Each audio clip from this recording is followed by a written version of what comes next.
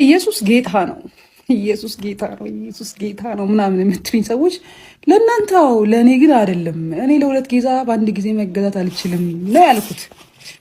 እናንተ ግን እንዴት ቻላችሁበት? እንዴት ብቃቱ ኖራችሁ? ለሁለት ጌታ በአንድ ጊዜ ለመገዛት እንዴት ብቃቱ ኖራችሁ? እየወጣሁ አስፋልት ላይ ጮህ ነበር፣ ኢየሱስ ጌታ ነው ምናምን እያልኩ። ለካ ለእኔ ራሱ በአግባቡ ጌታ አልሆነም ነበር። እኔን ይዞ ማቆየት አልቻለም። እኔን ይዞ ማቆየት ጌትነቱን ማስጠበቅ አልቻለም።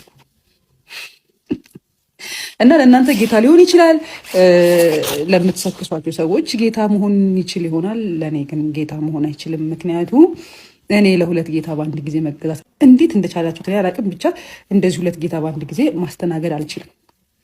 እና ኢየሱስ ምን አለ? ራሱ የላከኝን የአብን ፈቃድ ልፈጽም ነው እንጂ የመጣሁት አለ። እኔ ሌላ ቦታ ምን ብሏል? እንደገና ወደ አምላካችሁ ወደ አባታችሁ ምናምን ብሏል። አሁን ይሄ ከእስልምና ጋር የሚነካካ ነገር አይደለም። እኛው መጽሐፍ ላይ ያለ ነው። እና እኔ ሁልጊዜ እንደምነግራችሁ ለእኔ ኢየሱስ ታላቅ ወንድሜ ነው። ወንድም ደግሞ ጌታ መሆን አይችልም፣